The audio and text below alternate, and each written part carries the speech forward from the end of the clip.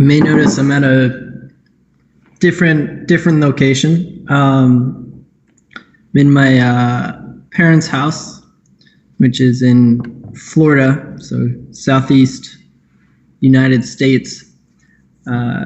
So yeah, it's rather pretty actually.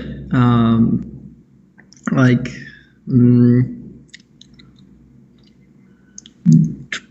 30 degrees, around 30 degrees Celsius, 20, well, not 30, like 24 degrees Celsius, 25 degrees Celsius every day.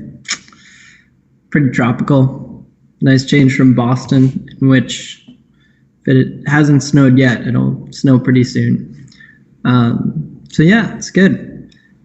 Been swimming and suntanning every day.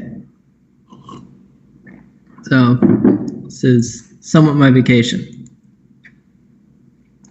All right. So before, no John today, unfortunately. John is back in Boston. All right.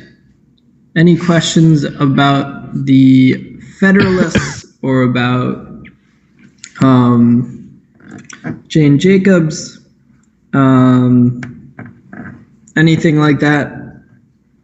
I'm still going to wait a few minutes for more people to trickle in before we begin. So I'm happy to answer any questions you guys might have,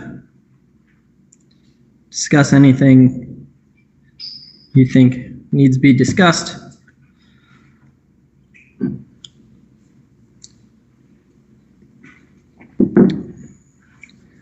Could go over the homework.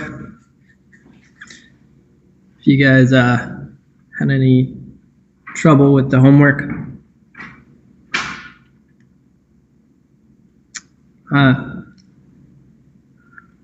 So is Jane Jacobs a philosopher?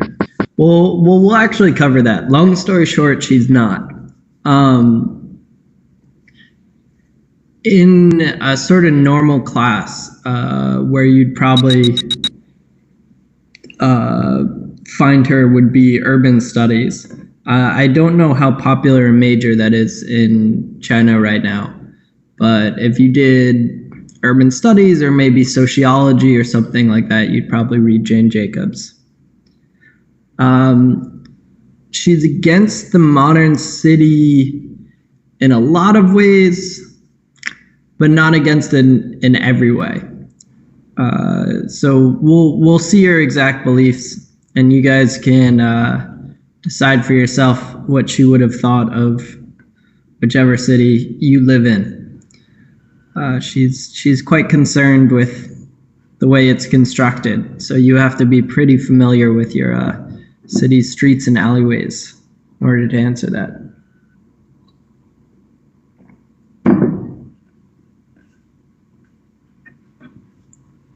All right. So yeah, how many people do we have? We have 36. Let's give it 2 more minutes. Something about Florida. Let's see. Well, it's a nice place. It's warm, sunny. So my parents, there's an echo. There is an echo. How bad is the echo? I hope it's not too bad. So my parents came from the north of the United States down to the south, which is down to Florida specifically, which is pretty common. A lot of people do that.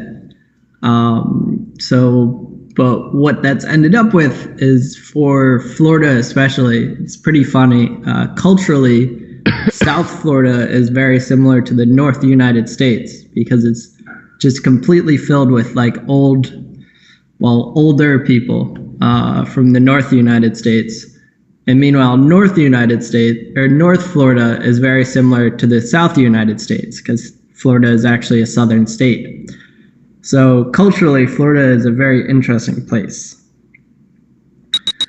Perhaps like Henan.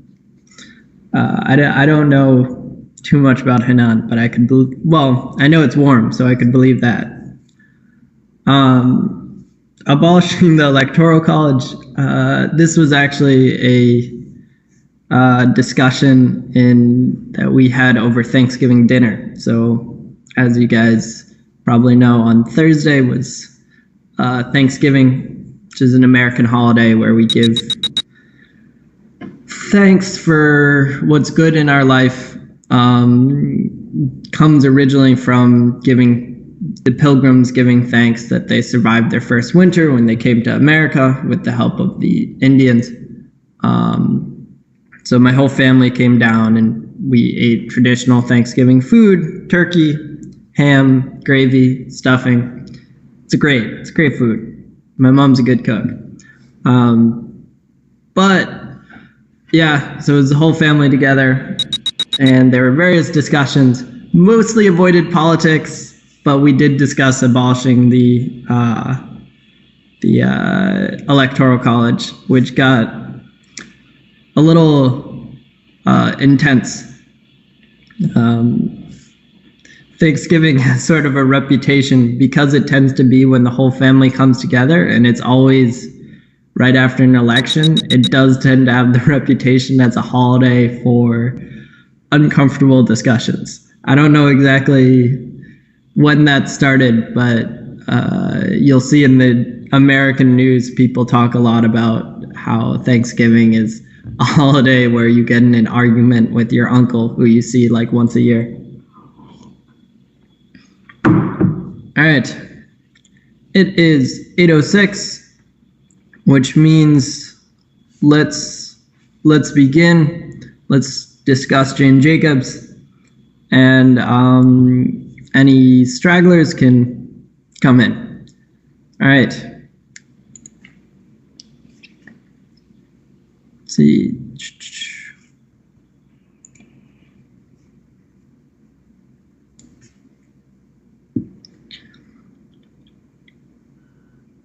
All right, everyone can see my screen?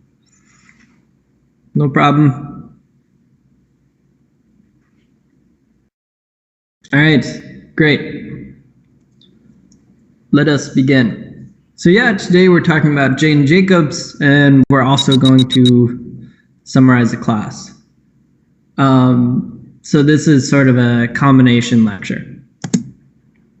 So as always, we have our outline, introduction, why are we discussing Jane Jacobs, biography, what was Jane Jacobs' life like, historical, philosophical background, what influenced her life and beliefs, philosophy, what did she believe, and death and life of great American cities, how did Jane Jacobs argue. The reason why I've combined historical and philosophical background is, as we'll discover, the two are pretty much one and the same for Jacobs.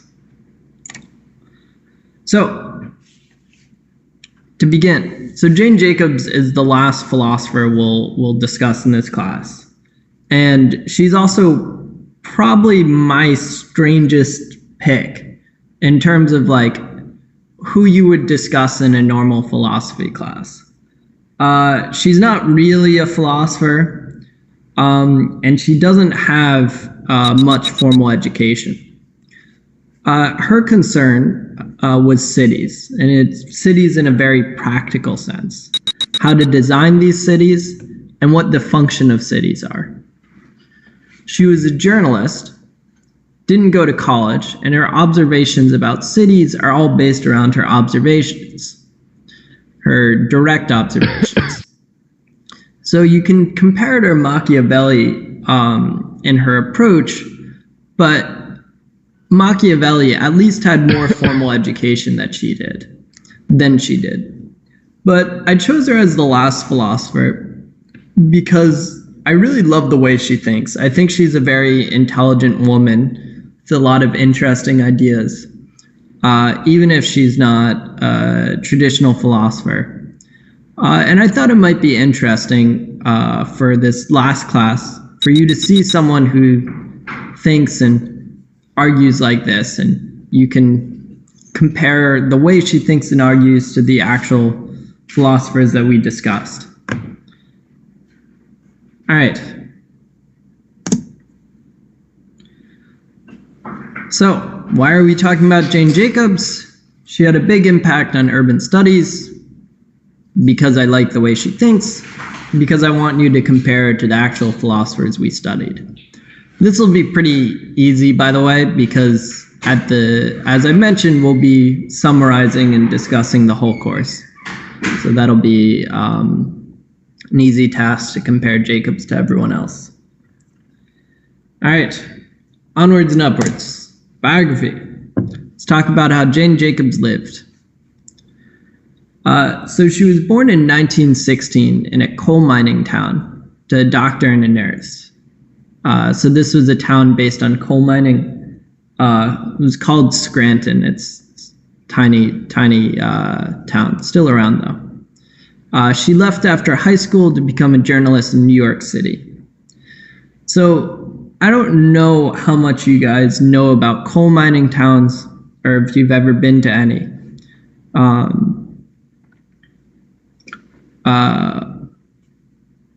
But there are few things more depressing than a coal mining town after the coal is gone.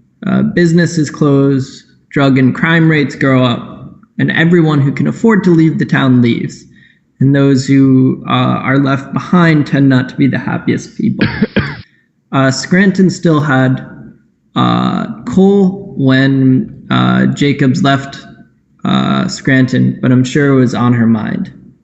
I'm sure it was really on everyone's mind if they were familiar with the boom-bust cycle of coal mining towns. So in 1954, while writing for Architectural Forum magazine, she was assigned to cover a new urban development in Philadelphia. So they were building a new part of this city, basically, of Philadelphia. And Jacobs, as a journalist, was horrified by the way development seemed to destroy the community life of the poor black people working there, and she wrote a blistering article about it in Architectural Forum magazine. So instead of writing this nice article like she was expected about how, pretty and interesting the buildings were, as you'd expect for Architectural Forum, instead she wrote an article about how it destroyed the community life. It disrupted the community.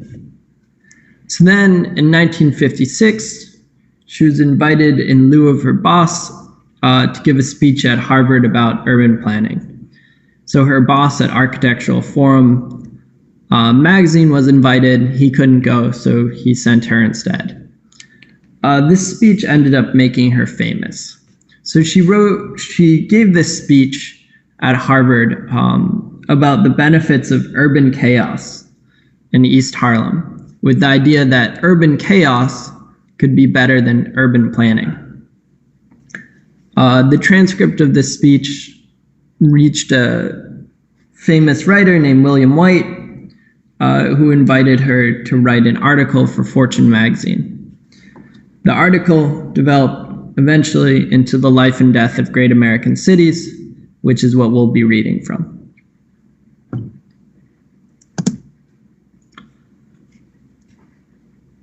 So she wasn't just a writer of cities. She also protested in favor of her beliefs about cities, getting arrested in the process, famously. For instance, and most famously, she earned herself a lifelong enemy by protesting against Robert Moses's planned Lower Manhattan Expressway, which we'll discuss in a bit. She was arrested while protesting against it, but successfully stopped the expressway. This also helped make her famous, because she became known for protesting and for getting arrested. So more people found out about her, more people found out about what she wrote. After she was arrested, she and her family moved to Toronto, and she involved herself in city planning in the city of Toronto. Then she died in 2006. This is Jane Jacobs with her family. So biography, pretty straightforward. She was a journalist and she was an activist in New York, then in Toronto. So the historical philosophical background. So why did Jane Jacobs believe what she believed? How did she come to it? Well, the historical and philosophical background for Jane Jacobs' work is basically one and the same thing. The historical is the philosophical is the historical. So I've combined them here. Her ideas were developed mostly independently, but in opposition to rationalist city planners, especially figures like Robert Moses. So rationalist here, which I think you guys can see words you recognize, like rationalism. They tried to create logical cities. They wanted to create logically perfect cities. However, despite the fact that they were so rational, sometimes their logic was a little questionable, and they never paid attention to how cities were in real life or what made cities work well for people in real life. In other words, they were much closer to someone like Aristotle than to someone like Bacon. They would rather think about how cities were than actually observe how cities were. So, Robert Moses, who's this man here. So Robert Moses, Jane Jacobs' lifelong enemy, was a 20th century city planner in New York.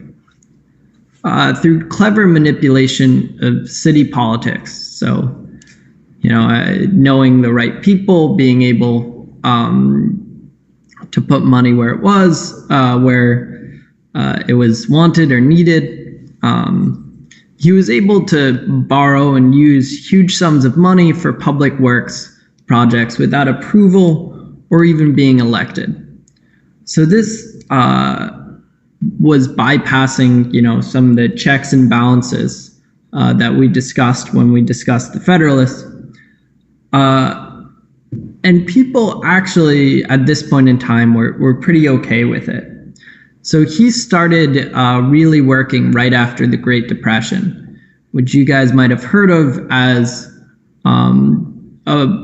probably one of the biggest economic catastrophes in American history. So it was huge depression. Many people were out of work. And the fact that Robert Moses was able to borrow and use huge sums of money was popular because he was able to give people jobs. And even after the Great Depression, yes, he wasn't really getting approved for what he did.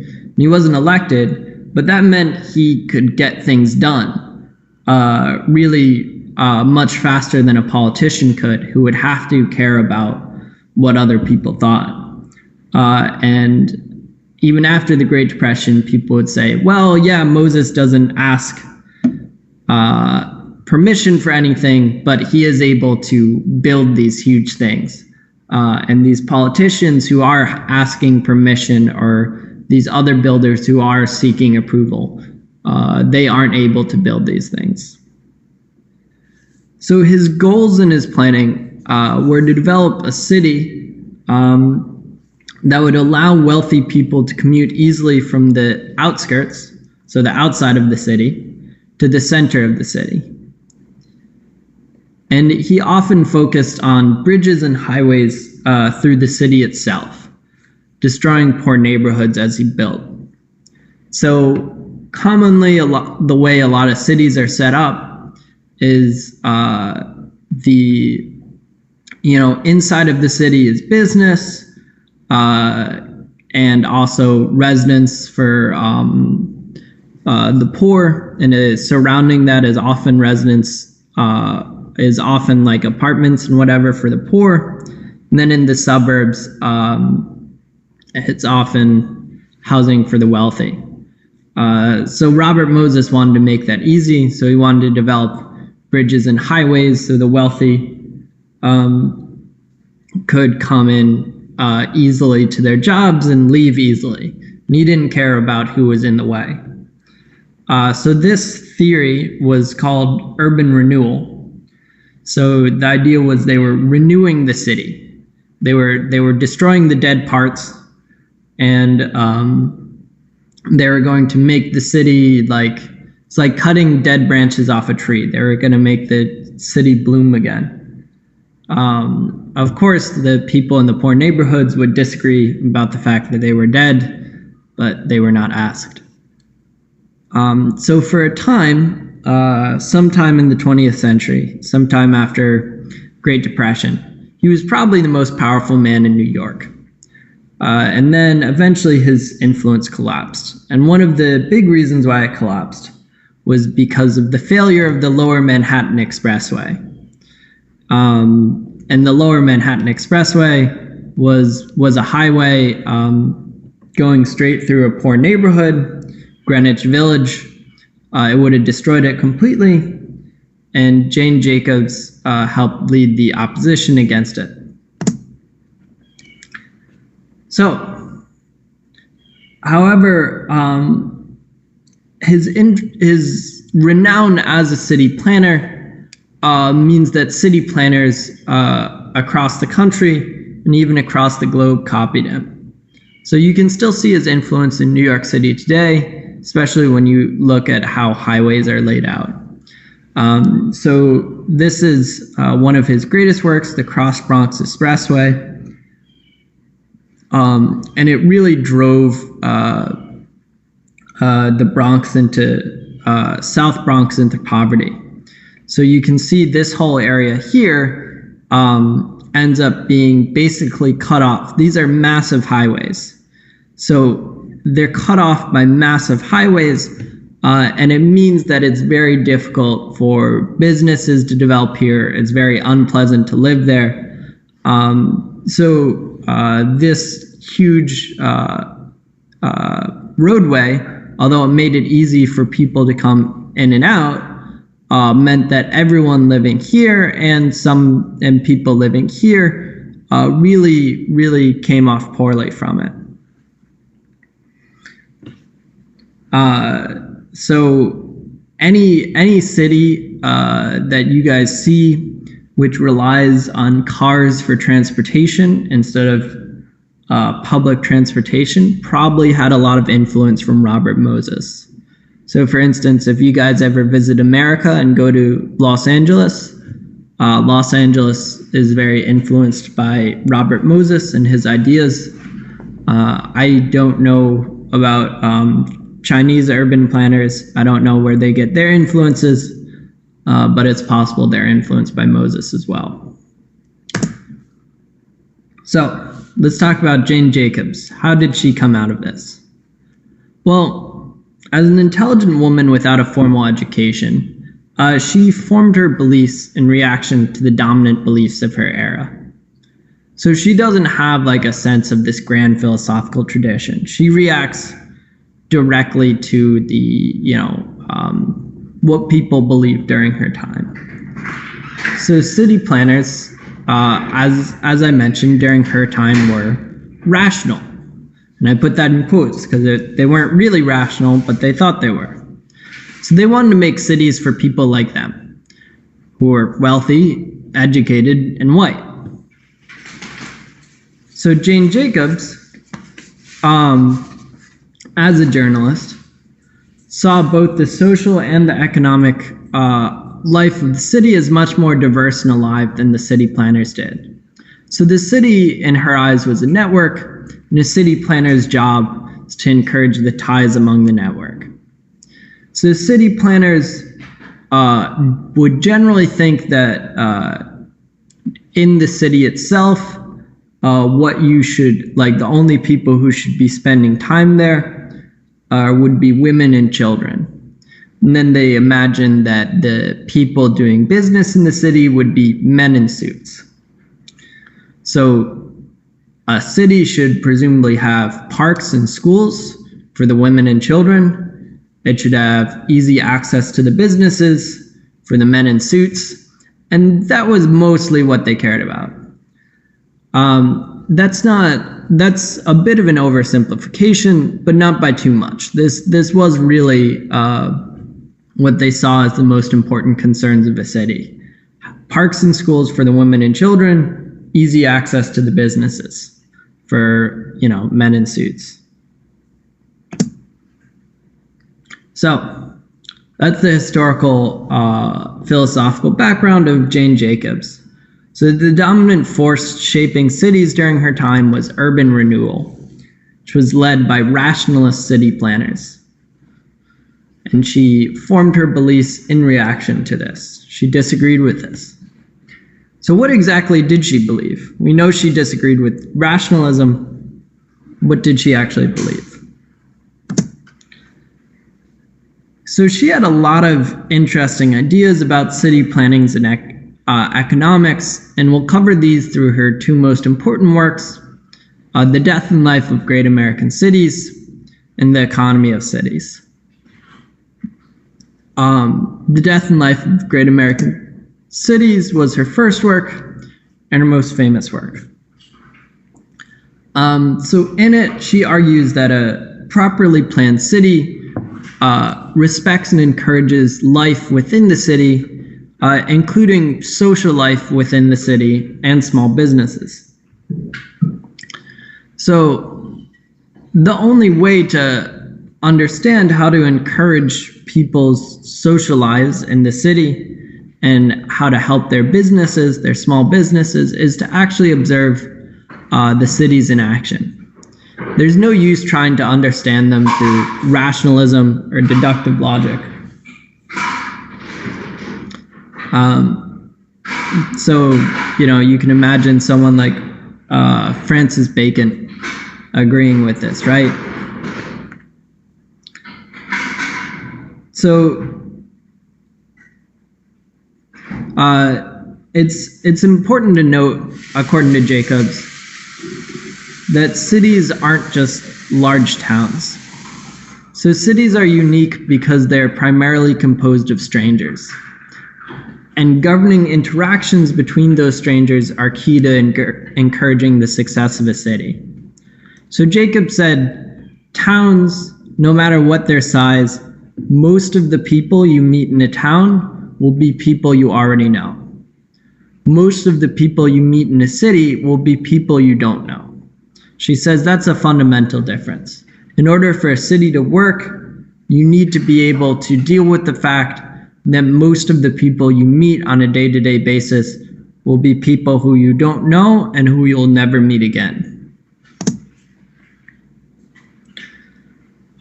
So, having talked about her general theoretical ideas, she got very, very practical in terms of how to encourage community life and business in a city. So the first is mixed primary uses for streets. So here she thought that you need both businesses and apartments on the same street. So here we have the example of what in New York is called a bodega, which is just like a small corner grocery store. We have apartments on top of it. So Jacobs would have approved of that. She said that's a clear mixing of community life and business life. She also thought that a city needs to have short blocks, so a short distance between streets, and it needs to have large sidewalks. So it allows for high pedestrian permeability. So permeability means things can be penetrated or how much it's penetrated. High pedestrian permeability means it's easy for pedestrians, people walking, to penetrate the city. Or more simply, you're designing your city for people who are walking, not people in cars. She also believed you need buildings of various ages and states of repair. So you need old buildings next to new buildings. And the reason why we need that is because old buildings allow for cheap rent. They allow for businesses which need cheaper rent, or residents who need cheaper rent to be able to live there, and to be able, if they want to start a business, they can start a business there without paying the rent of this building. And finally, density. So a city should be packed close, because the more spread out a city is, the harder it is to have a social life or a business community. So Jacob said, it's not that these four things will, if you ignore these four things, you can still make a city. But cities that are planned without keeping the four ways in mind will have to spend a lot of money and a lot of effort to get the same results that better planned cities get for free, especially with regards to crime and with regards to business success. So a city that doesn't keep these four things in mind, mixed primary uses, short blocks and large sidewalks, buildings of various ages, density, will have a lot of problem with crime and a lot of problem getting their businesses to be successful.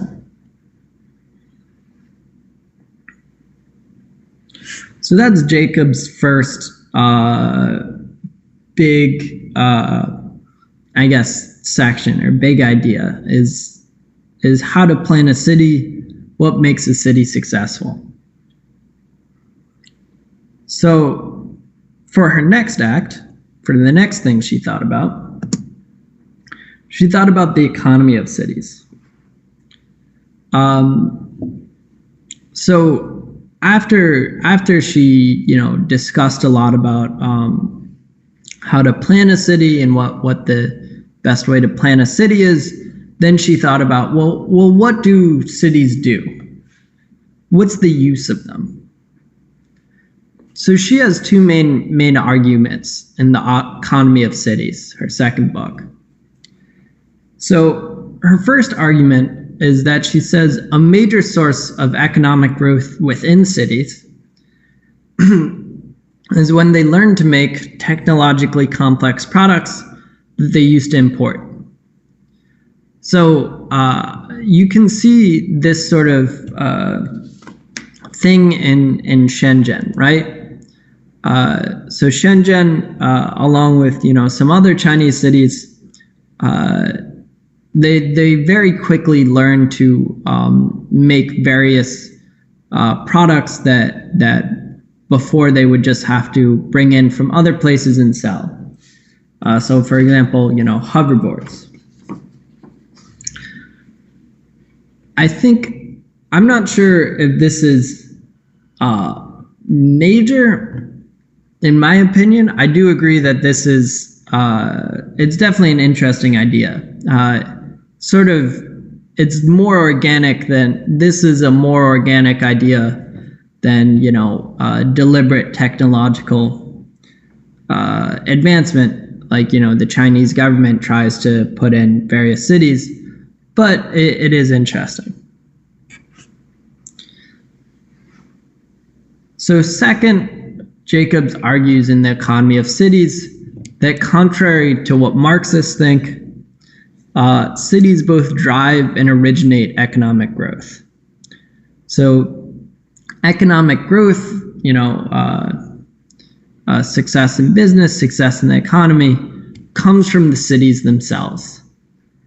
And this is contrary to Marxist theory because she says it doesn't come from agriculture. Agriculture without cities is merely subsistence farming. So you're just going to be able to survive. You're just going to be able to make enough food to eat. You won't be able to go anywhere beyond that.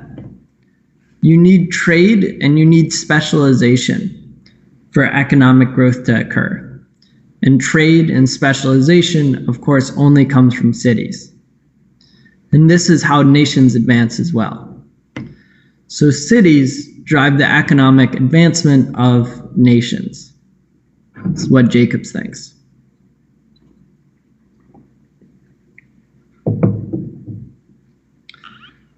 All right. So that's it for Jacobs' philosophy. Is everything clear? Before we move on, she believes city planners need to respect and encourage life within cities, and cities are a source of economic growth through import replacement. Import replacement is before you used to import these products, now you learn to develop them. All right, if people understand everything, then now a brief interlude. So this is our last class for this session, which is quite sad. So not only do we have to cover everything that people thought about how things should work, but we also need to cover the whole course. So there's a lot to talk about. So my plan is to cover how things should work, what we discussed, using our question method. Then we can finish off Jane Jacobs, and then we can end with an overview of the entire course. So we'll go over this last section of the course, we'll go over Jane Jacobs, and then we'll go over the whole course. And this is the same question method we've used before. So I'm going to ask a question to all of our philosophers for how things should work, and then I'll let them each answer. So the first question is, how do you practically build a nation? So if you and your buddies want to start a country, how do you do that? So Plato would answer, well, a nation is basically like a city. To build a country, it's basically, building a city. And he says, to build this city, the most important thing that you're going to have to get good at is lying, because you're going to lie a lot. Machiavelli, on the other hand, said, well, in order to build a nation, you have to be willing to do what needs to be done. And his ideas for what needs to be done are like lying, eliminating rivals, eliminating your rivals' families. It's pretty brutal stuff. But he cared, in order for him to tell you specifically what you needed to do, you would need to tell him more about this country. Is it similar to yours or is it different from yours? Do they speak the same language as you or not? John Locke, on the other hand, doesn't care. He's like, this isn't the things that I care about.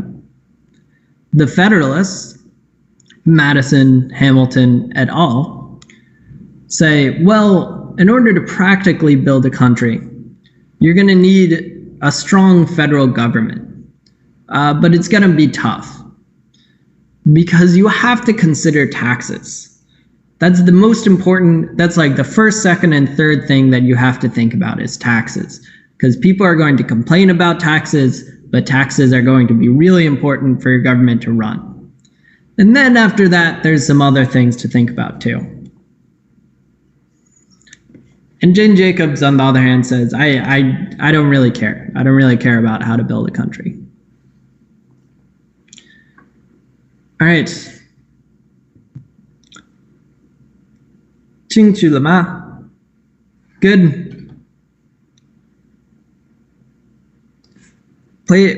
Yeah, so remember, Plato does have these lies that he bases his city on. Just just briefly, because I saw Denise ask about that. Plato has these lies. One of these lies is, for instance, we have three types of people in our city. We have the people that rule are built of gold, the soldiers are silver, and the common people are bronze. So, and he has a couple other lies too, like his lie about, mating is random, and really he says no one should know that really we pick and choose who can have children. So remember, Plato also lies. All right. So, next question for all my philosophers: what's the ideal way to build a city? Or build a nation? Sorry. Well, when you're coming up with theoretical ideals in terms of what would be best for mankind, what should you think about? Well, when we think about what should be best for mankind, Plato says, again, a nation is like a city. And when you consider a city, you need to consider the hierarchy of people. Who are the best people? Who are the worst people? What you really need to base your city on is who is supposed to be leading this city, who is born to lead a city. Machiavelli, on the other hand, says, well, if we're thinking about what's best for mankind, you should make your nation a republic. You should make it some sort of representative democracy. It says you shouldn't make it a monarchy, you shouldn't make it an oligarchy, you shouldn't make it ruled by elites. John Locke says you need to think about natural rights. You need to think about protecting natural rights. You need to think about respecting natural rights. None of your laws or rules should infringe upon life, liberty, property. The Federalists say, well, when you're thinking about the best way to build a country for the best of all the citizens, you need to think about a strong federal government on top of state governments. And they say you should really remember checks and balances. Like, it's important to have a strong government to avoid going into anarchy, but you also need checks and balances to avoid having a tyrannical federal government. And then Jane Jacobs doesn't care. All right. Is this good? Halama.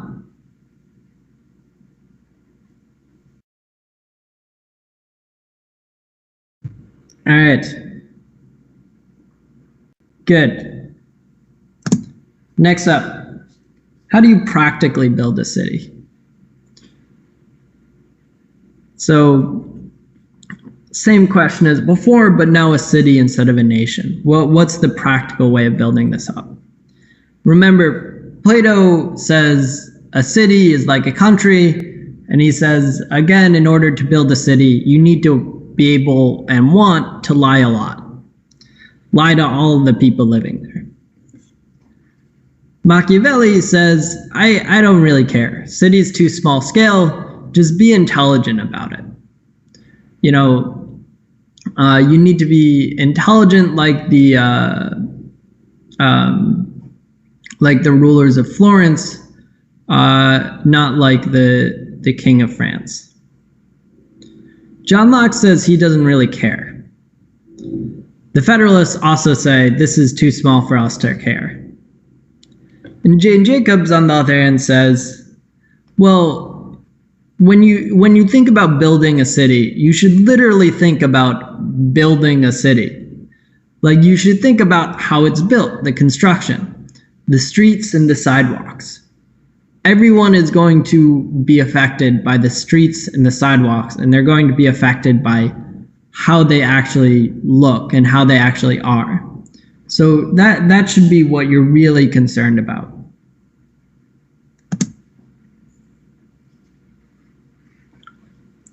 And then, last question, what's the ideal way to build a city?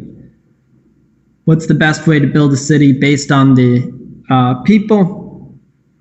Well, a hierarchy, careful education, etc. According to Plato, you need to focus on the people and their development, especially the people at the top.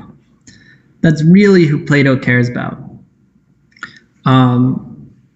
The people at the top of the city, the rulers. Machiavelli, on the other hand, says, I don't really care. Just make sure it's stable. Like, let's talk about the nation, not the city. John Locke says, well, probably it's the same thing as a country. Shouldn't infringe on natural rights. It needs to protect natural rights. Other than that, he doesn't really think about it too much. A city is just an extension of a nation. The Federalists still don't really care. And then Jane Jacobs says, well, when we're thinking about ideals to build a city on, the first thing we need to consider about is to consider the people living in it. You need to consider their social lives. You need to consider their economic well-being, small businesses. We need to think about all the people, not just the wealthy white ones. All right. Thus ends our questions and answers. Before we go on to the death and life of great American cities, are there any questions? Jane Jacobs. Jane Jacobs is similar to Locke in that they both care about individual people a lot. Machiavelli is similar to Plato in that both are willing to lie. But Machiavelli would have disagreed with Plato on most things, and Jane Jacobs would have thought that Locke is hopelessly impractical. Like, she would have thought that Locke really needs to think about the practicalities of how these things work. All right. So, before, where are we good to go on? All clear.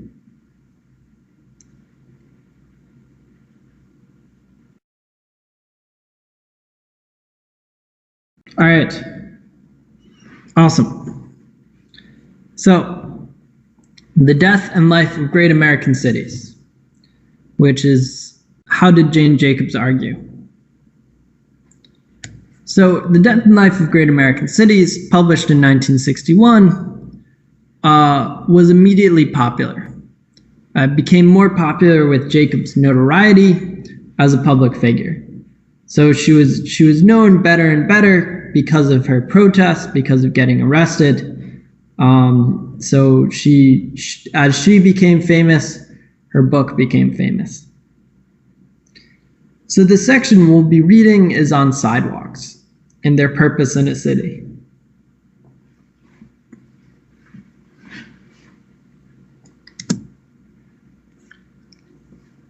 So let us begin.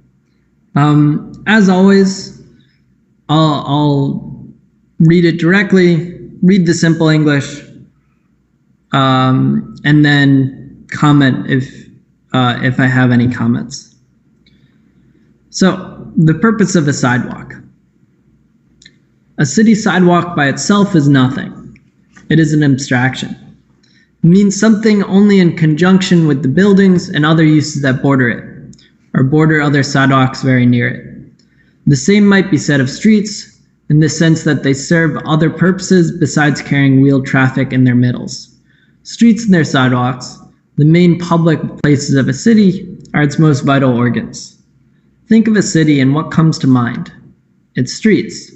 If the city's streets look interesting, the city looks interesting. If they look dull, the city looks dull. So, simple English translation, a sidewalk, which is this thing, by the side of the road. A sidewalk is useful only in how it's used. A street is only useful only in how it's used. They're both very important, but they're only useful in terms of how they're used. So this is well written in terms of commentary. This is well written, not very dense. I think it's pretty easy for you guys to understand it, which I think is probably nice change from some of the other people we've read so far. So, to continue, sidewalks and safety. So more than that, and here we get down to the first problem. If a city's streets are safe from barbarism and fear, the city is thereby tolerably safe from barbarism and fear. When people say that a city or part of it is dangerous or is a jungle, what they mean primarily is that they do not feel safe on the sidewalks. But sidewalks and those who use them are not passive beneficiaries of safety or helpless victims of danger. Sidewalks, their bordering uses, and their users are active participants in the drama of civilization versus barbarism in cities. To keep a city safe is a fundamental task of a city's streets and its sidewalks. So simple English translation. So because streets and because sidewalks are the organs of a city, they're what makes the city run. How safe a city is depends on how safe their streets and sidewalks seem to be. So that's the translation. For commentary, I don't think this is like a very complex point, but it is interesting. So I think it's definitely true for someone who visits a city. So when you visit a new city, you very much judge it based on the way this sidewalks feel and based on the way the streets feel. So if you visited this city and you look down and you saw this, you probably would think the city as a whole is not particularly safe because this sidewalk looks pretty unsafe and pretty disgusting. But on the other hand, it seems like that's a little, like that's not so crazy because the only crimes you would really care about are the crimes that happen on the sidewalks. You know, you're not really bothered by a city that has a lot of crimes happening in apartments or in businesses, whether it's people stealing money from their bosses or high domestic violence or something like that. It's only really the crimes involving strangers that you care about. And the crimes involving strangers are ones that are going to happen on the sidewalks or the streets. If you're going to get mugged or anything like that, if someone's going to beat you up and take your money, that's going to happen on the sidewalk. So it makes sense that you care about the sidewalks. All right. My commentary, and now on to the next. So the task of keeping the city safe is totally unlike any service that sidewalks and streets in little towns or true suburbs are called upon to do. Great cities are not like towns, only larger. They are not like suburbs, only denser. They differ from towns and suburbs in basic ways. One of these is that cities are, by definition, full of strangers. To any one person, strangers are far more common in big cities than acquaintances. More common not just in places of public assembly, but more common at a man's own doorstep. Even residents who live near each other are strangers, and must be, because of the sheer number of people and small geographical compass. The bedrock attribute of a successful city district is that a person must feel personally safe and secure on the street among all these strangers. He must not feel automatically menaced by them. A city district that fails in this respect also does badly in other ways, lays up for itself and for its city at large, mountain on mountain of trouble. All right. So I think this is pretty easy to understand. Really brief, simple English translation. So cities are different from towns because cities are filled with strangers. Strangers are everywhere. Your neighbors are strangers. The people you meet in the park are strangers. So in order for you to feel safe on the street, you need to feel safe among a bunch of strangers. You need to feel safe among a bunch of people you don't know. All right. In terms of commentary, I'm not entirely sure I agree with this, that this is a basic difference between cities and towns. Because towns and suburbs are also full of strangers. So where I grew up had 40,000 people. So 40,000 is not big. I mean, it's nothing compared to, Beijing or Shanghai. But there's no way I could know 40,000 people. There's no way I could know any significant fraction of 40,000 people. So you know your neighbors if you're friendly or if you've both been around a long time. But that's true in a city as well, you'd think. If you stick in one apartment building for a long time and your neighbors stick in one apartment building, you'll presumably get to know them. But I do agree that perceived safety in a city depends on feeling comfortable around strangers. I think that's a important point, that whether you feel safe or unsafe in a city basically depends on whether you feel like you can trust the strangers around you to not be bad people, to not beat you up, to not take your money. So that to me seems like an important point that Jacobs mentions.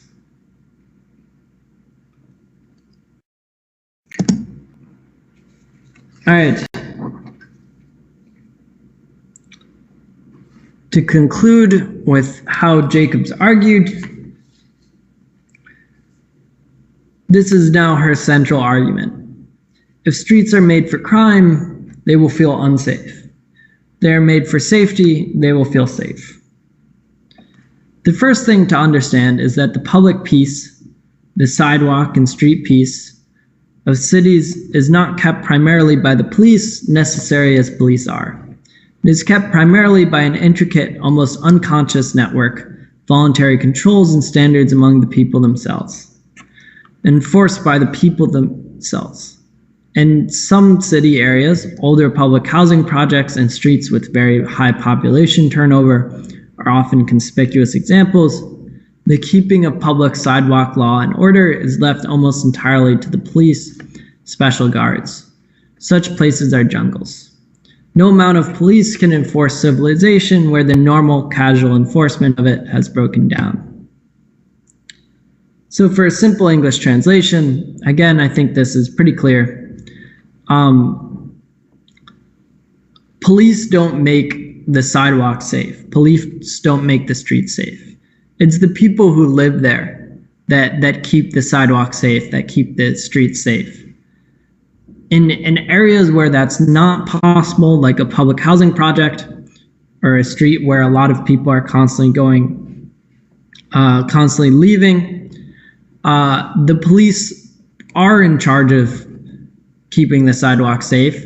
And those places are really tough to live in because it's not enough for the police. You need your neighbors watching. So in terms of commentary on this, this seems almost certainly true and an excellent point. The reason most people don't commit crimes isn't because of fear of punishment. It's not the utilitarian idea, right? It's because of other people watching. In a riot, it becomes normal to commit crimes. When everyone is, breaking windows, stealing stuff from stores, setting cars on fire, far more people are willing to commit crimes. However, there are also parts of the world where the police are non-functional, like, for example, the slums of India. There's still not that high a crime rate in places like that. Or at the very least, there's not that high of a random crime rate. You might be okay with, there might be a lot of organized crime. There might be a lot of criminals there who are part of the community. But you can't have random criminals. You can't have a lone wolf, mugger, or pickpocket, because he's going to feel too uncomfortable working when the whole community is watching him. And if you're in a place like that's used to enforcing their own justice, like India or some parts of China, there's also the fact that it's possible people will just beat you up if you're a criminal.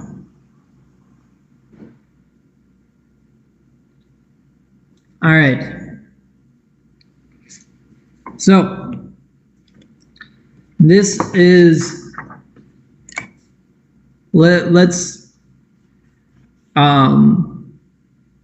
that's the end of how Jacobs argued. Jane Jacobs used common sense reasoning, appealing to the experience of her audience and her own reputation as a keen observer.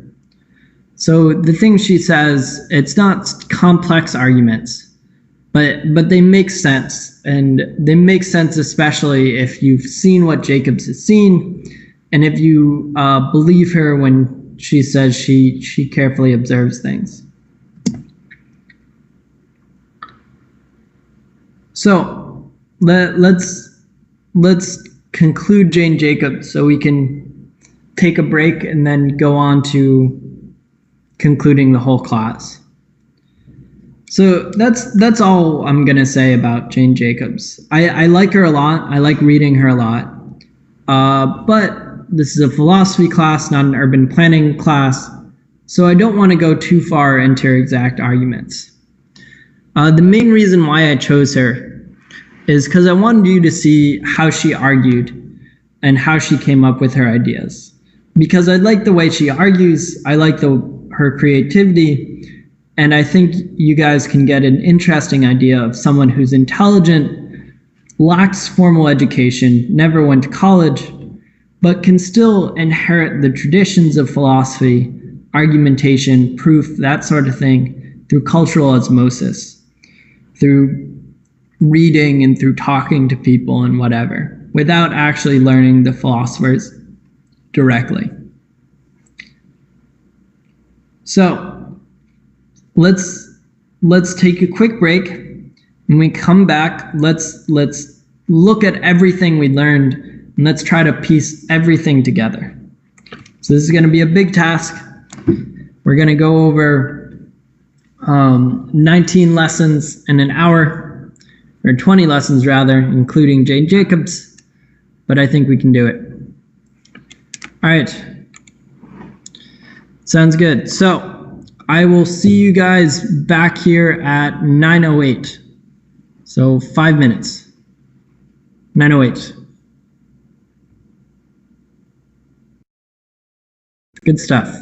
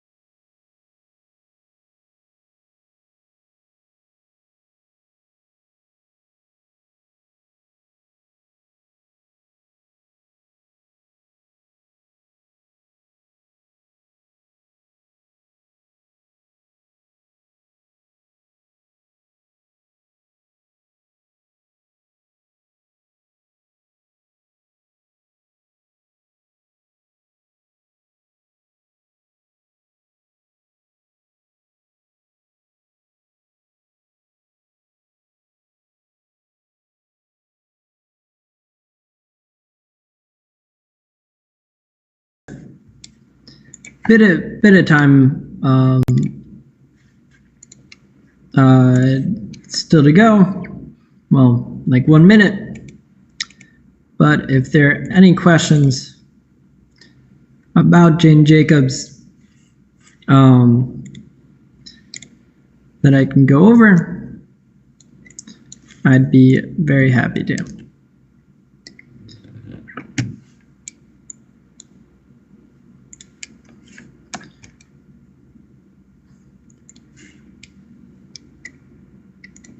New York City is a lot nicer now than it was during the time of Jane Jacobs. During the time of Jane Jacobs, it was a much dirtier and more dangerous place, especially around 15 years after she was writing in the 70s. New York City got really, really bad. It was incredibly dangerous place. If you guys have seen the TV show Daredevil, pretty popular American TV show, that's based on like the New York City of the 70s. At that time, it was sort of like, well, people mostly had given up on New York City after that.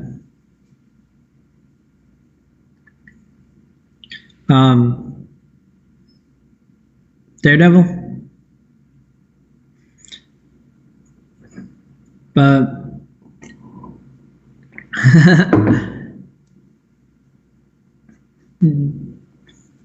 let me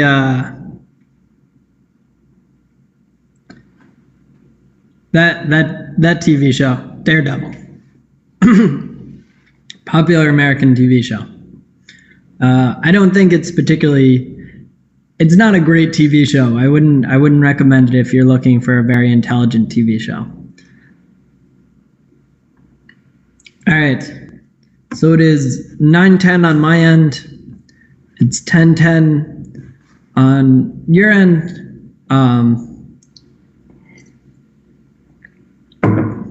So let us begin again, and let's summarize this course. All right, everyone can. All right, cool. Is everyone ready to begin?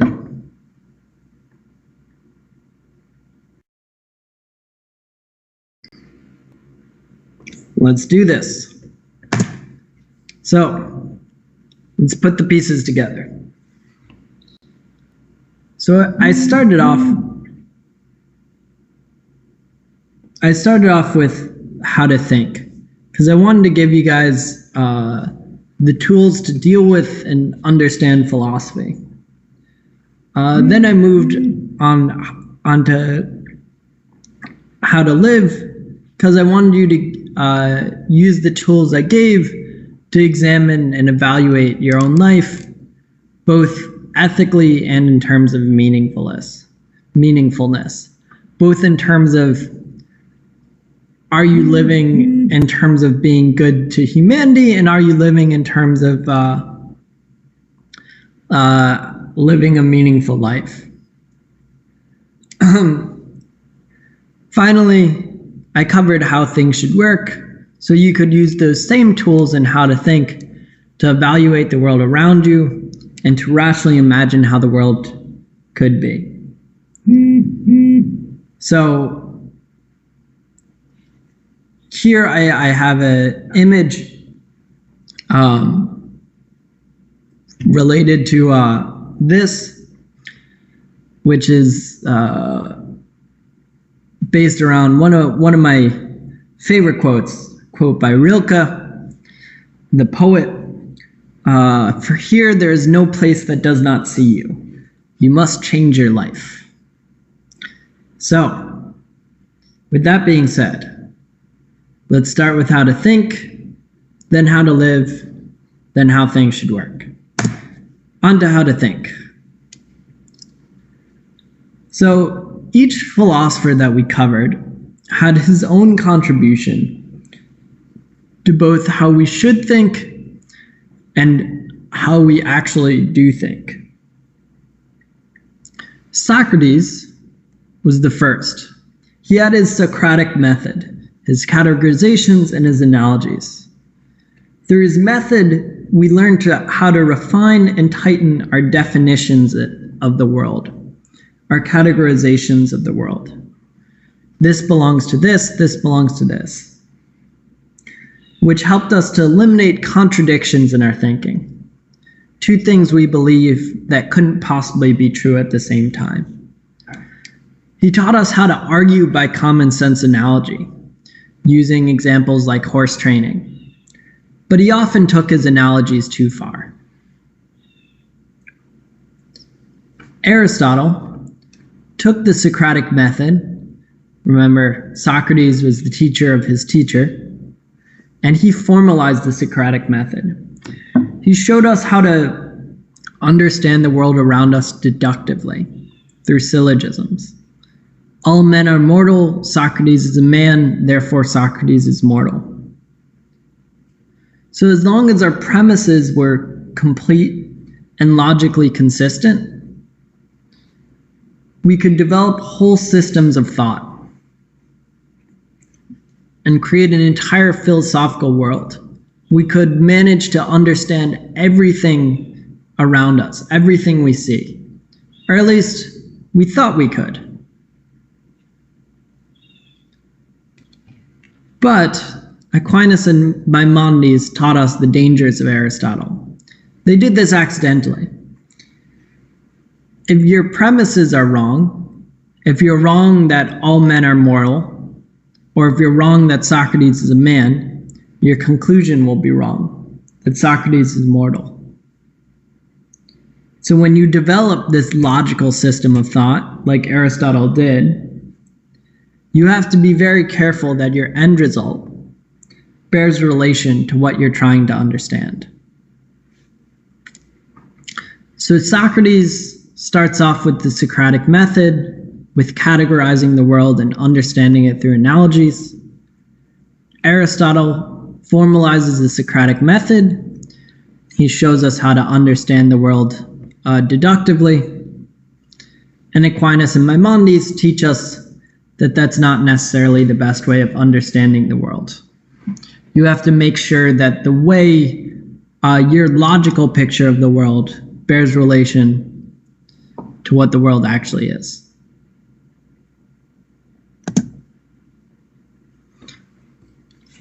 To continue with how to think. Bacon taught us how to make our premises through careful observation and induction. So when we make our premises, we have to be aware of our innate tendencies towards what's within us, letting our thoughts, hopes, and expectations color or change or influence our observations and our inferences. The reason why most attempts to make premises fail, why most attempts to perform induction, to reason through patterns fail, is because people let their thoughts, their hopes, and their expectations change what they actually see, or change what they actually reason. Meanwhile, Descartes went a different way. He taught us how to question our received systems of thought. So remember, he had all these thoughts, he had all these ideas, and he said, how do I know that this is really true? How do I really know things? And the way he did that is he questioned what he thought he knew, what he believed, down to the root, down to the most fundamental thing that he knew, until he got to the most basic assumption. Then he decided, can I accept this basic assumption? If so, why can I accept it? Or why do I accept it?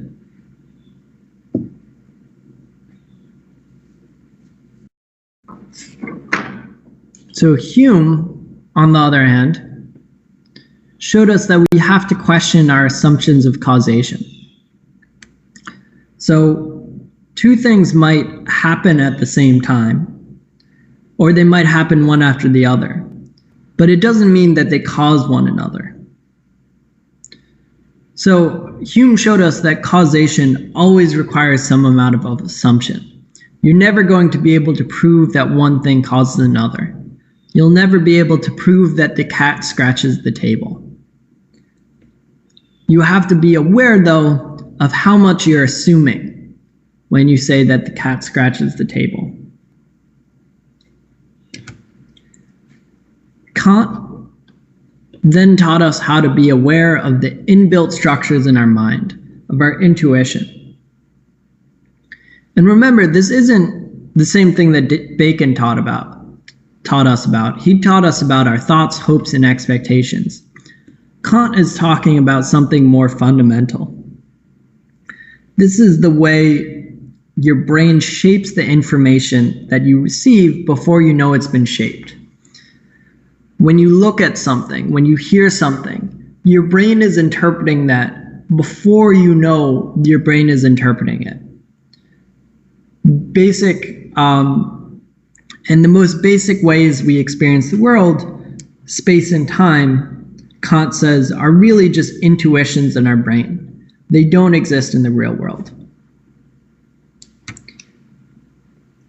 Wittgenstein taught us to look at the language we use. So Wittgenstein says when we attempt to put something into language, something we see or something we hear into language, when we try to communicate with each other, we're going to lose some amount of information when we try to transmit what's in our mind to someone else. So it's up to us to identify what information we've lost in our communication, whether or not this is important information. And then finally, Popper taught us that when we form hypotheses about the world, when we come up with ideas about the world, we have to try to disprove our own ideas. We shouldn't try to prove our ideas. The best hypotheses, therefore, are ones which have survived attempts to disprove them. So, to go through again, Bacon says we need to make our premises through careful observation and induction. We can't allow our thoughts, hopes, and expectations to color what we think we see or what we believe. That's the way most attempts to perform induction fail. That's the reason why most observations are false. Descartes, on the other hand, said we have to question our received systems of thought. So what you know, what you think you know, you have to question it down to the root. Why do I believe this? Why do I think I know this? Hume said we have to question our assumptions of causation. We have to wonder, do we actually know that something causes something else? And the answer is always no. So the question is, how much do we have to assume? How hard is it to believe that something causes something else? Kant taught us to be aware of our intuition, to be aware of our mind shaping things before we know it's been shaped, to be aware of space and aware of time. Wittgenstein taught us to be aware of our language. What is lost when something is put into language? What are we doing when we're transmitting an idea through language? And then finally, Popper taught us about our hypotheses. Falsification. The strongest hypotheses are ones which have survived people's attempts to disprove them. All right, so that's how to think.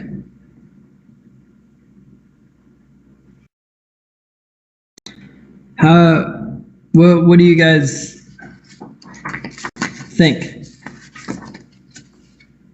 Good?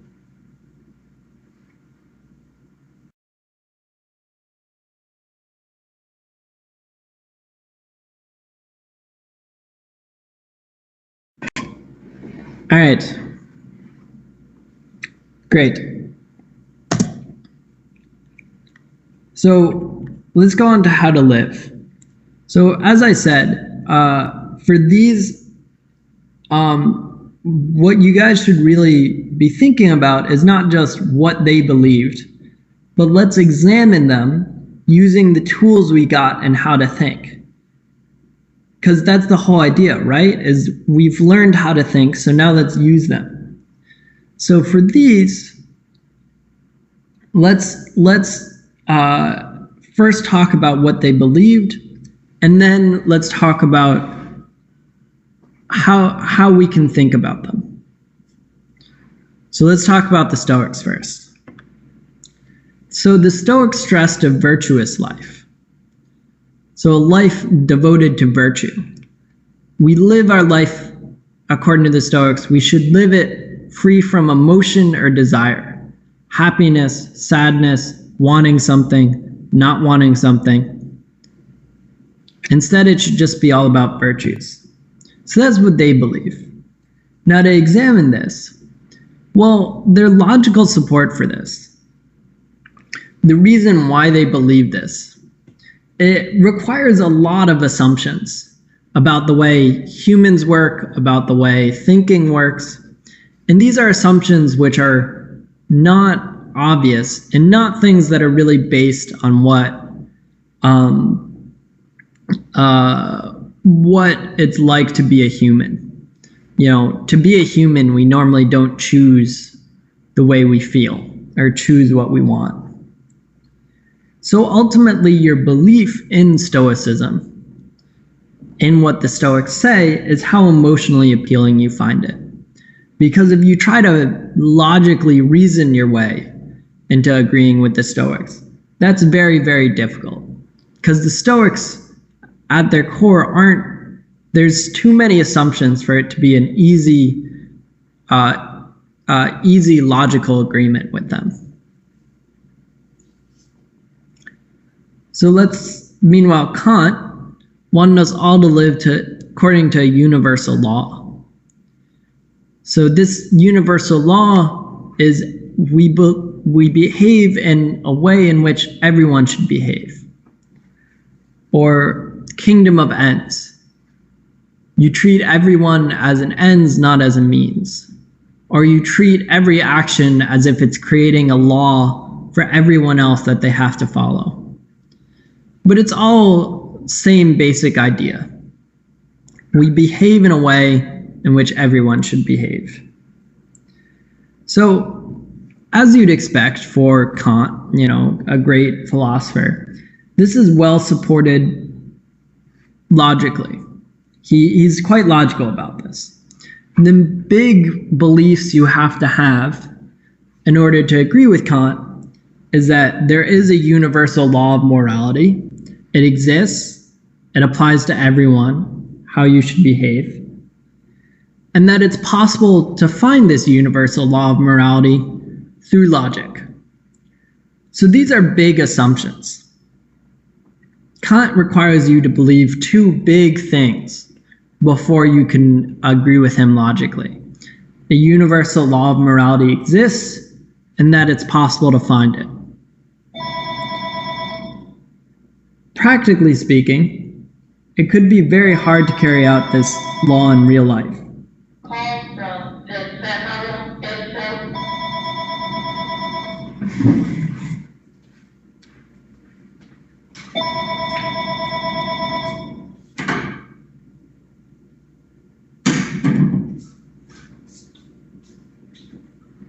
Sorry. All right.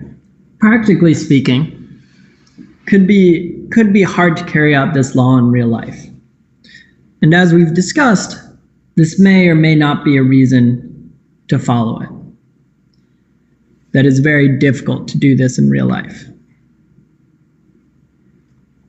Meanwhile, to follow the utilitarians, you need to try to quantify each action you consider, taking in terms of pleasure and pain caused to yourself and to others. So you quantify how much pleasure does this cause, how much pain does this cause. So the most pleasure and the least pain is the right action. So to follow the utilitarians, the main belief that you need to accept, and really the big belief, is the idea that pleasure, happiness, and goodness are all linked, and pain, unhappiness, and badness are linked. So remember, the Stoics didn't believe that. The Stoics believed that virtue was linked with happiness, was linked with goodness. Utilitarians say pleasure is linked with happiness, is linked with goodness. Once again, the application of this can be quite difficult in the so-called hedonistic calculus, as the utilitarians put it. The translation between philosophy, which is qualitative, having to do with things you can't count, and mathematics, which is quantitative, having to do with things you can count, is hard. And it's something that's troubled mathematicians and philosophers for centuries. You know, in a different context, it covered troubled Bertrand Russell, who we've read quite a bit of. So counting these units, quantifying these units of pleasure and of pain is very difficult. So to be an existentialist, you need to struggle to live a meaningful and authentic life, and not to blindly follow others. So you're struggling to live a life that means something. You're struggling to live a life that's true to the way you are, true to your humanity. You're not just doing what other people do. And your life, in the end, will be measured by your actions, not by your intentions. So what do you do in your life? That's how authentic your life is. So the foundations of existentialism are feelings.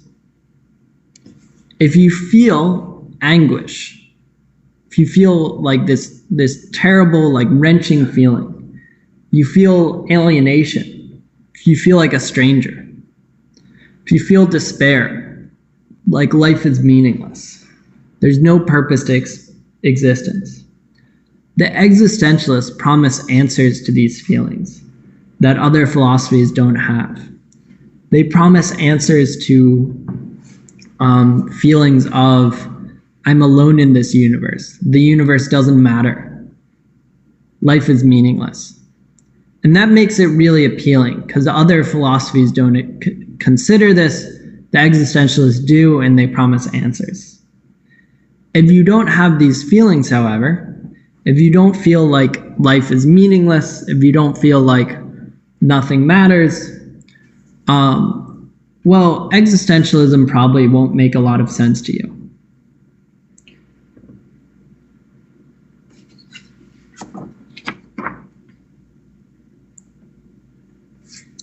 So finally, Peter Singer.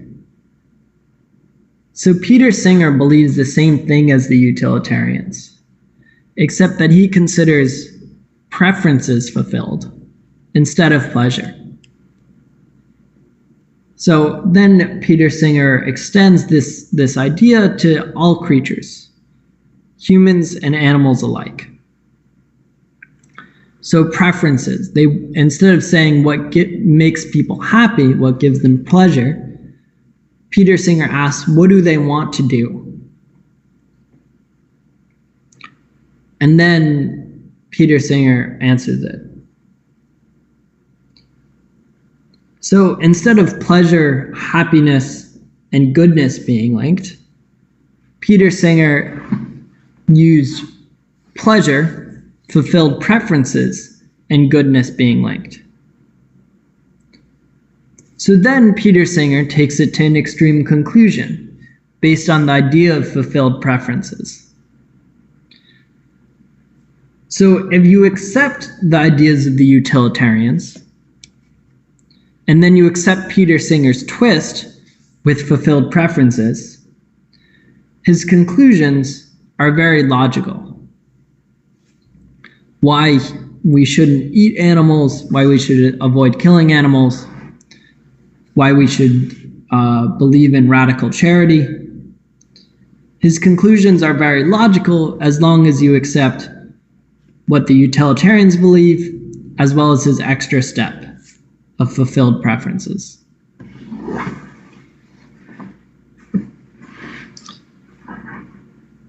All right, so that's how to live, as well as how we should think about how to live.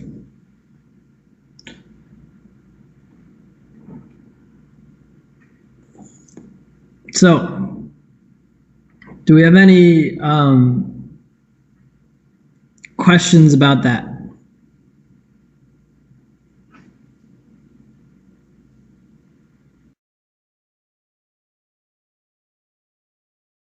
No? All set? And let's continue on, lastly, to how things should work. So, same thing as before.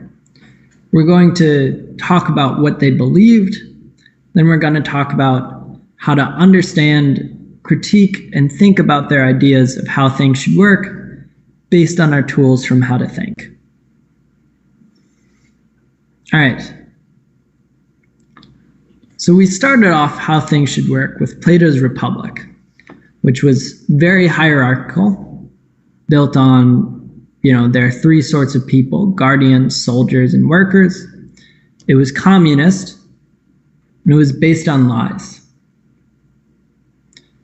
So this is a strange city, and in order to really accept it, you really need to accept Plato's categorizations of people. And you need to believe that his categorizations of people should be reflected in the way a city or a nation is run. That there are different sorts of people, and that therefore they belong in different areas. From that point, you can see the logical reasoning of why Plato believed that this is how a city should be built. However, the practicalities of implementing a city aren't really considered by Plato. He never really thinks about how you would really go about doing this. And he doesn't think about a lot of the moral issues that we have.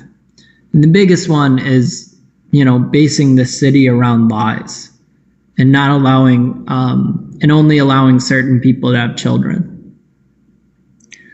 So that's a pretty that's a pretty big hurdle for us to accept Plato's Republic, is what he doesn't consider the ethical and logical and logistical issues with building the city, and also what he requires us to assume, which is that there are different sorts of people, and that this needs to be something which is reflected in the way a city or country is run. So Machiavelli, on the other hand, teaches us how to rule effectively and ruthlessly. So if you only want to keep power, and how to rule a country in the best way for its citizens. So the way he teaches us, the way he explains his ideas to us about how to rule effectively and ruthlessly, and how to rule for the best way for its citizens, is inductive. And it's not very disciplined. Machiavelli says, these are the patterns I've seen. These are some examples from history that I've seen fit this pattern. Therefore this. So you can accept his ideas if you believe his examples, and you also believe him as an intelligent enough observer to accept his reasoning from patterns, to accept his induction. However, Machiavelli's reasoning is much closer to Maimonides than to really any other philosopher we've covered before him. He obviously has something that he's trying to prove from the beginning, and his evidence is only ever used to support his points. He never qualifies his points. He never says, well, this is something that goes against what I said, but you should still know about. Or he never says, someone who disagrees with me might say this, and they have a good point. No, the only time Machiavelli uses evidence is when it would support what he already believes. So we can only believe Machiavelli insofar as we trust him as an intelligent observer of human nature and of nations. So Locke, on the other hand, is an idealist. Locke believes a government must be based on a social contract. It's a contract among the people and with the government. And this contract is for the purpose of protection of people's life, liberty, and property. We're trying to protect these natural rights: life, liberty, property. So Locke comes to these ideals, like Descartes does thinking. Locke comes to these ideals from the ground up, starting from the most fundamental question of how does government come about. But Locke starts off with a few huge assumptions. The biggest of these being that these are people's natural rights: life, liberty, and property. These are appealing assumptions, but they're logically indefensible. He has no way of proving that these are people's natural rights, and he has no way of really convincing you that they are people's natural rights if you disagree with him. So in order to agree with Locke, you have to believe that his ideas would make for a better government and a better world. But it's really hard to come to Locke's ideas through reasoning either deductively or inductively, reasoning through logic or reasoning through patterns. So Locke, although he is logical in a lot of ways, his assumptions are so big that once again, his big assumptions are an appeal to emotion. Everything after that is logical.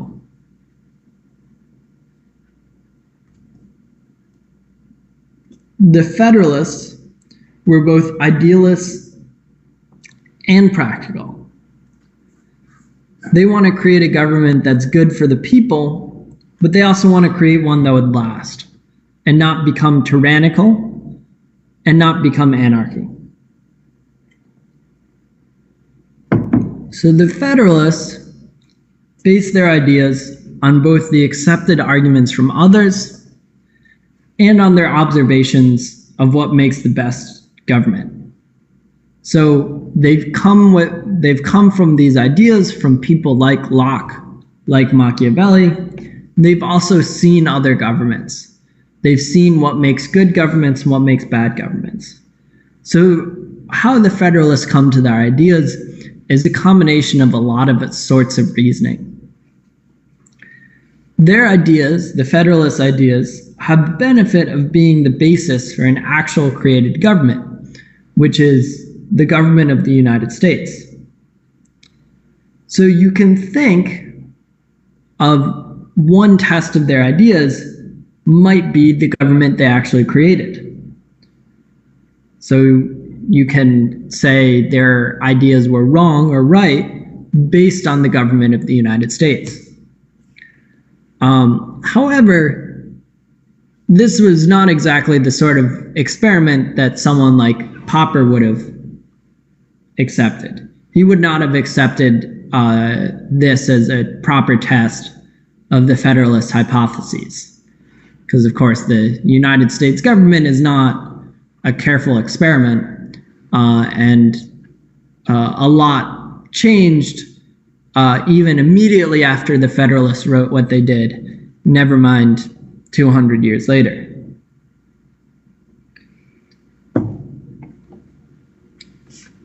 Finally, Jane Jacobs gave us a very practical plan to improve a city. She gave us specific recommendations to promote the well-being of the people within the city, their social lives and their business lives. So Jacobs hated the logical idea of a city, the rational idea of a city. She based her conclusions on her intelligent observations and inferences. So in that sense, she was a lot like Machiavelli. She said, "I'm very smart, you have to trust me. I'll provide you with examples that help support me, but I'm not going to provide you with examples that would not support me." So unlike Machiavelli, she has an interesting problem.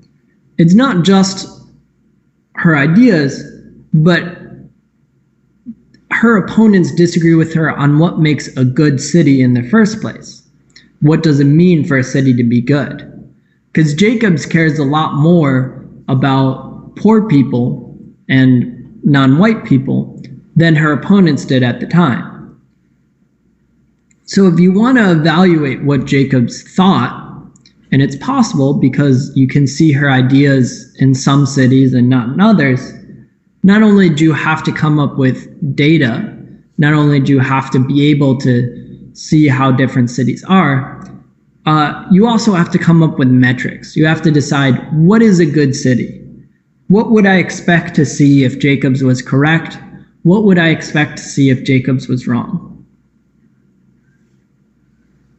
All right. Do we have any questions?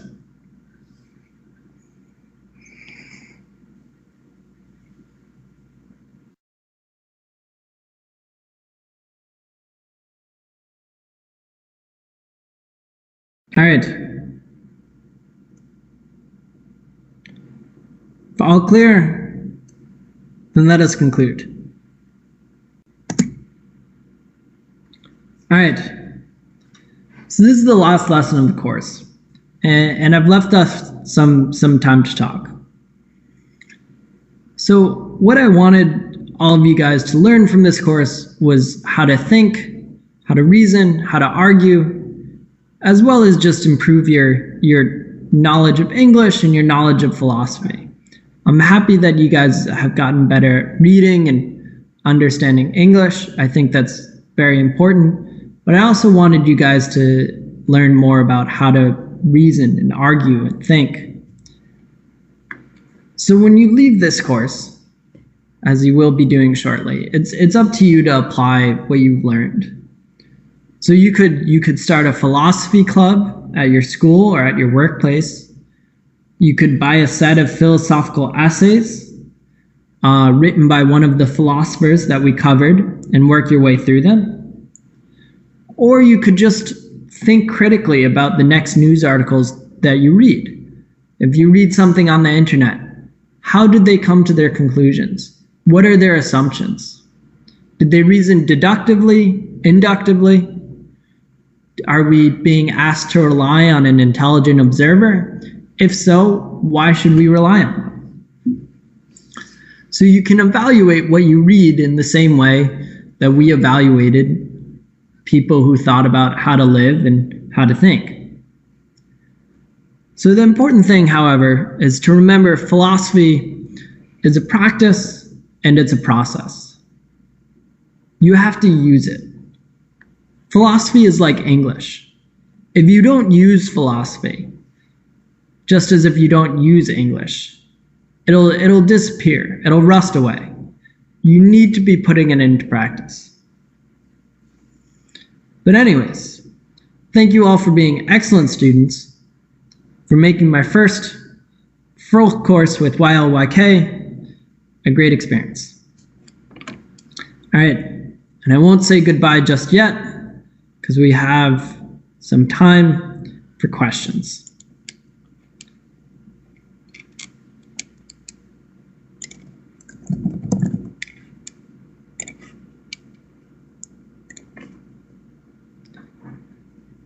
All right.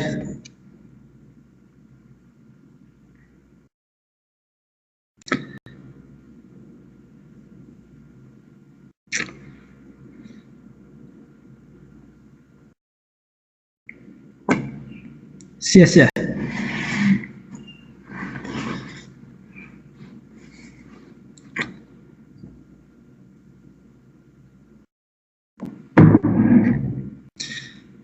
Thank you guys for being excellent students, for going through this course with me.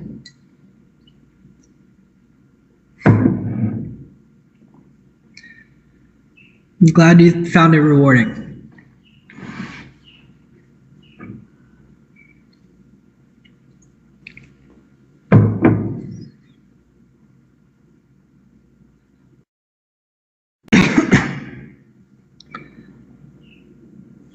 Well, yeah, there's still homework to do, by the way.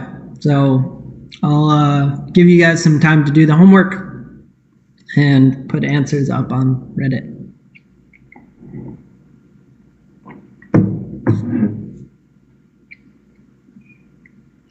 Class next year.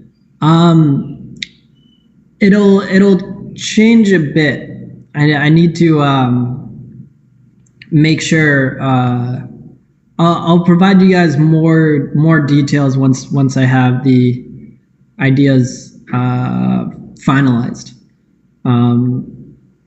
So it'll be I'll give you guys more details on my class next year once I'm finalized on what I'll be doing. Still philosophy. Yeah. All right.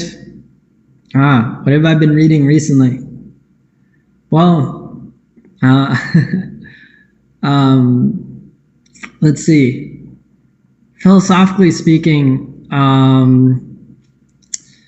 been reading about Bayesian statistics, which is an interesting subject that I sort of wonder if I want to cover in a philosophy course, because I think it could be really interesting to discuss, because there is this big philosophical debate between Bayesian statistics and frequentist statistics, just ideas about how to think and reason about the world. And I've also been reading a bunch of novels because I'm with my parents and I want to read some light stuff. So most recently I read a novel about the Vietnam War, which was quite interesting, called The Sympathizer.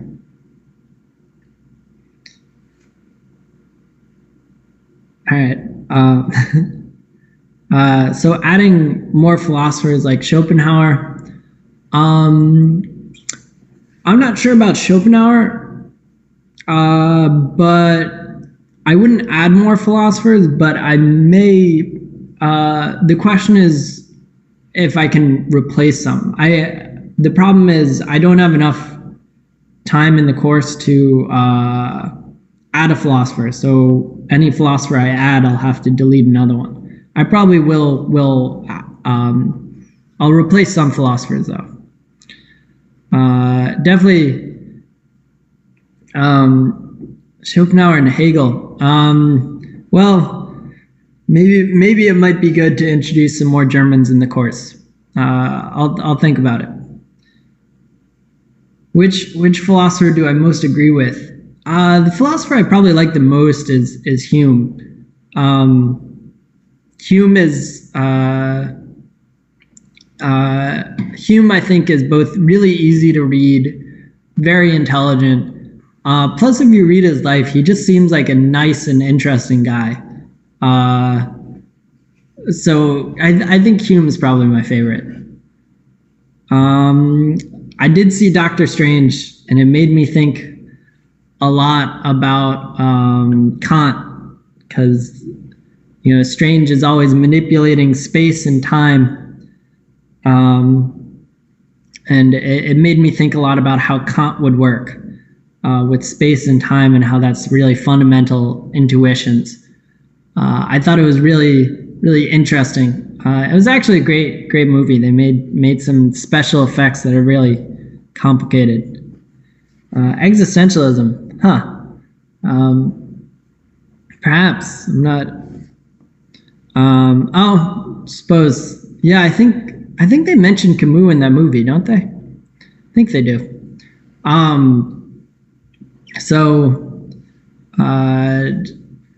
Philosophical childhood was interesting. Many discussions with my father and with my siblings and whatever. Always some interesting debates around the breakfast table.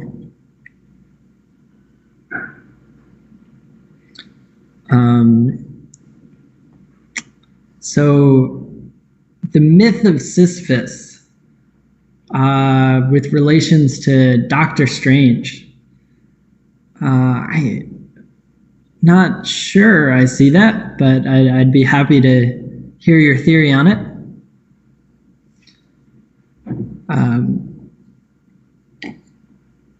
I can definitely see the relation to Kant.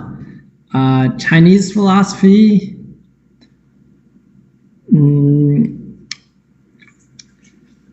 Well, certainly the beliefs of the ancient one are based on sort of Taoist and Buddhist. I mean, it's set in Nepal, so it's sort of like watered down Buddhism for her beliefs. Although I did think it was really funny that like the head of like the temple in Nepal is, you know, a white woman. Like they don't really address that very well of like how did it end up that like the head of the temple in Nepal is a random white woman.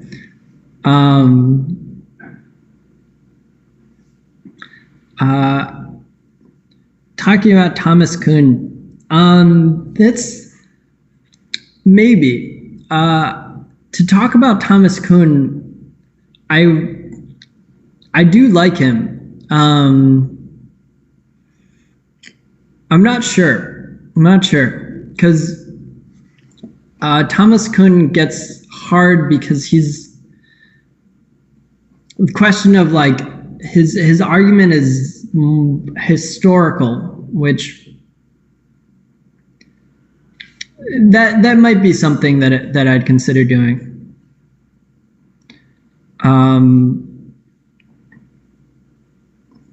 So Black Mirror, by the way, is also a great show.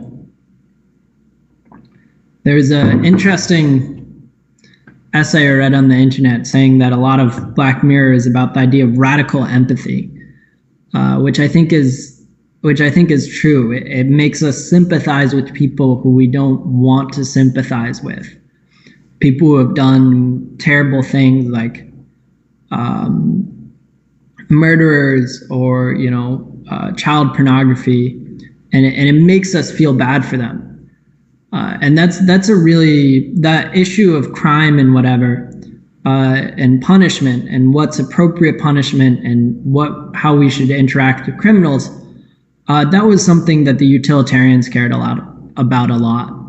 You know, Bentham especially, you know, sort of the founder of the utilitarians, really thought that like punishment was a very important ethical issue. So yeah, the White Bear episode is a big one for that. So that to me is an interesting topic that hasn't been discussed, is vigilante justice. And to be fair, also Locke is concerned with that as well. You know, one of his main concerns about a government just by the people running by themselves is that punishment is going to be overly harsh.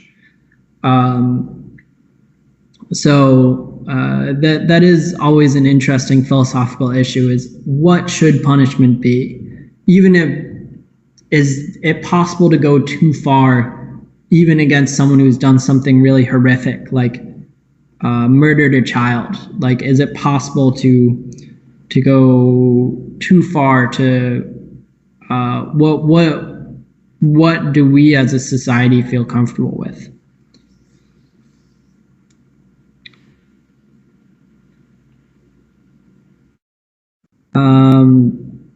I do watch Black Mirror. I'm interested in it. I think the sci-fi is great. I think there's a lot of interesting stuff. San Junipero was a great episode. I feel, I don't know if I should talk about it because I don't want to spoil it for people. So I'll try to talk vaguely about it. So anyone who hasn't watched it, you can still listen and I won't spoil anything. I highly recommend it because I think it's really great science fiction. So San Junipero, yeah, there's definitely some amount of this mind-body distinction. I think that is an important part of that episode, and a lot about sort of the digital world in general.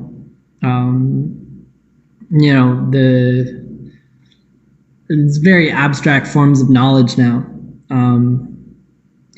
But yeah, so I think there's ethics come up a lot.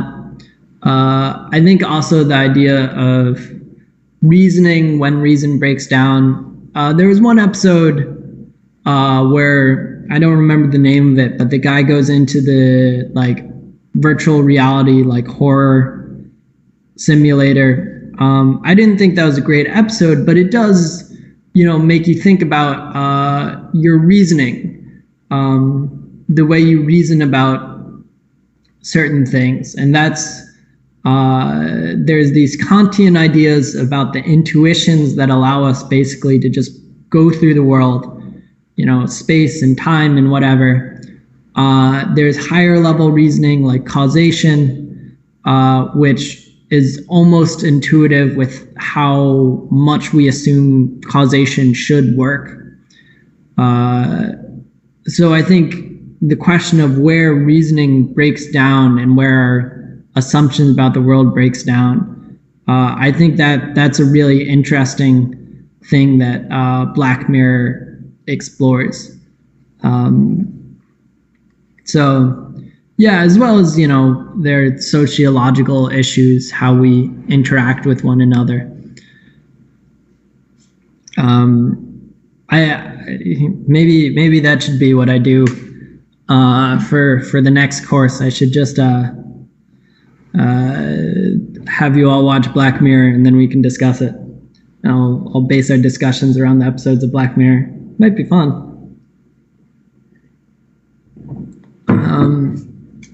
All right. So,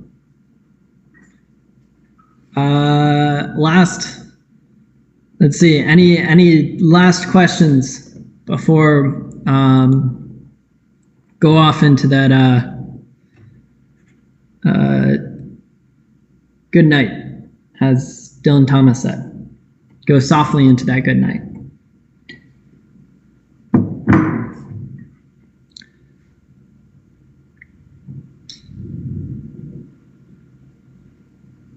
All right. Yeah. It was a pleasure teaching you guys. It was a pleasure having you guys as students. Anyone who's sticking around for the next round, it'll be January 4th. So it'll be like a month. This is if you guys are done after this, it's been a pleasure. Philosophy books.